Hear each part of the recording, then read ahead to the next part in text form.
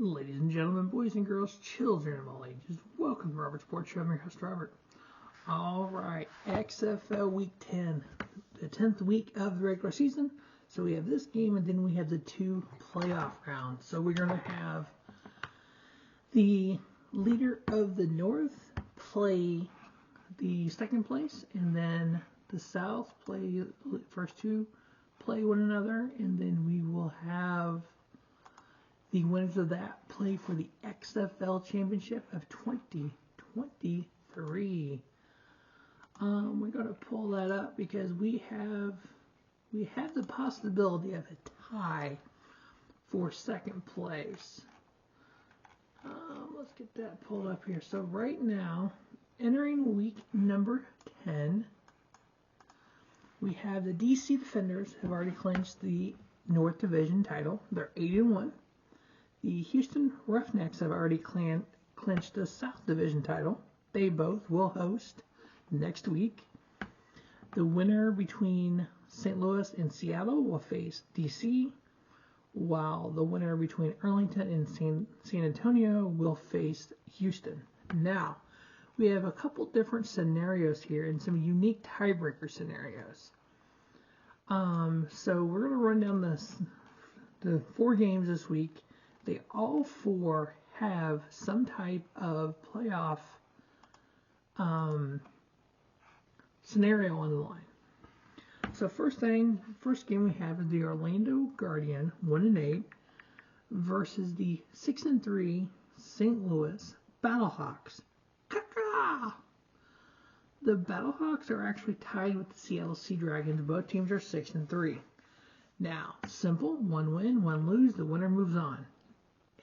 But if they both win or they both lose, we have a tie. So 2 team tiebreakers, head to head. Head to head, they're 1-1. Okay. The best win/loss percentage in division games. Let's look at that. Because there's one spot here which I read, which was kind of confusing until I went to do some more research. Let's go to week 10 here. Ooh, what's that at? Here we go. Let's see. Where was it? Here we go. It says the St. Louis BattleHawks can clinch a playoff berth with a Seattle Sea Dragons loss or a win that can overcome a 26-point differential compared to Seattle win. Excuse me, what? That made no sense to me. So, we're going to look at the old tiebreakers here. Head to head. Let's see. Seattle, at Seattle, St. Louis won. At St. Louis, Seattle won. Okay. Seattle won. BattleHawks won 2018. Seattle won 30-12. So the second tiebreaker is best win-loss percentage in division games. So if you look at the division, BattleHawks are 3-3, while Seattle is 2-3. The BattleHawks are playing the Orlando Guardian, so they're in the other division, while Seattle plays Vegas. They're also in the other division. So St. Louis would have the tiebreaker then. The best win-loss percentage in division games. BattleHawks are 3-3. Seattle's 2-3. How do they have an odd number? Oh no, Seattle plays Vegas, and Vegas is the same. Okay, so if Seattle wins, they'll be 3-3. And if St. Louis wins, they're 3-3. So it goes to the third tiebreaker. Strength of victory in all games, combined record of opponents, and wins. And then the fourth tiebreaker is best combined ranking among division teams and points scored, points allowed in all games. I think that's where the 26 points comes in. So yeah, it would just be easier if one team wins, one team loses, and we call it good. So in the first game, we have the 1-8 Orlando Guardian, the 6-3 St. Louis BattleHawks. The Guardians are 1-4 at home, 0-4 on the road. Now, that one win, though, was against undefeated DC Defenders. So you really can't overlook the Orlando Guardians. Now, the St. Louis BattleHawks. 4-1 on the road, only 2-2 in the Dome, which is kind of shocking because that Dome is pretty rocky. 38,000 typically, and this game should draw that in because they have a chance to go to playoffs here. St. Louis is favored by 9. I don't know. That's a big number. So I got the BattleHawks winning. I got the Guardians covering and under on the 47.5. Now, the DC Defenders 8-1 going up against the San Antonio Brahmas, who are 3-6. San Antonio, because even though they are 3-6, I don't know why I keep closing out of this when I want to look at it again. They do have a chance. Let me double check here. Here we go. They do have a chance to make the playoffs. San Antonio, let's take a look here. San Antonio can clinch a playoff berth with a win and or Arlington Renegades loss. So that would make them tied, and then I guess San Antonio has a tiebreaker. I don't like the fact that we could have a 7-3 BattleHawks team or 7-3 Seattle Sea Dragons miss the playoffs, and a 4-6 San Antonio or a 4-6 Arlington make the playoffs.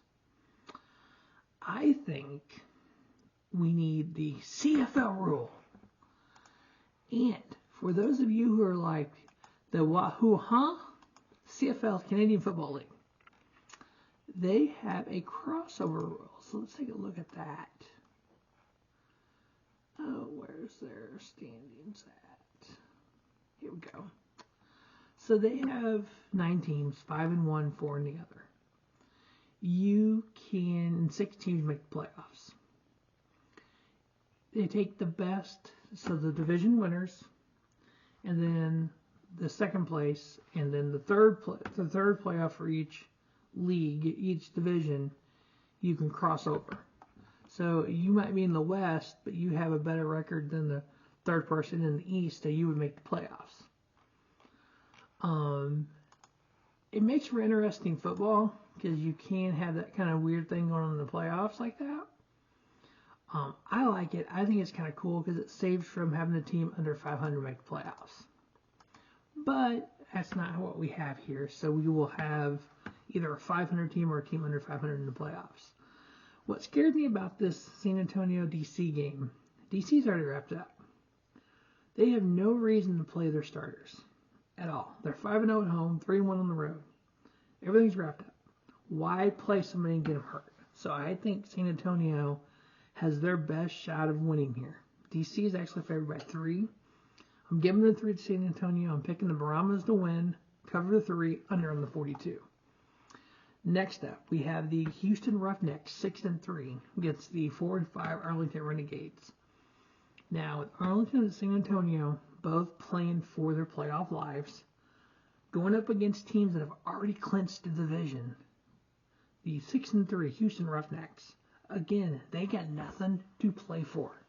Why would you put your tier 1 players out there to get hurt? I don't think you would. These two teams played in week 2. Obviously, things were on the line, and Houston won 23-14.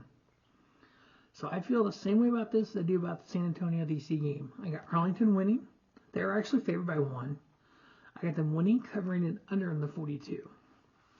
And then the nightcap, we have the 2-7 Vegas Vipers going up against the 6-3 Seattle Sea Dragons. Now, in week 3, Seattle beat Vegas 30-26. The Vegas Vipers are 0-4 on the road, 2-2 at home. They are favored by 8.5. I got the Sea Dragons winning, covering, and under on the 47. Now, the Seattle Sea Dragons can clinch a playoff berth with a win. So as long as St. Louis BattleHawks does not cover a 26-point differential between games. So the way I understand that is as long as the BattleHawks don't win by 26, or there's 26 more points scored by the BattleHawks than in this game, yeah, that's kind of, because I'm trying to figure out where they got the 26 from.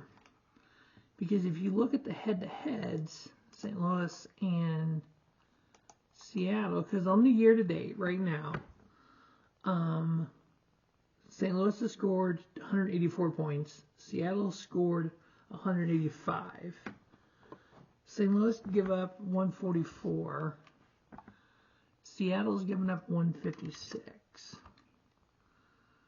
So, let me do some 40.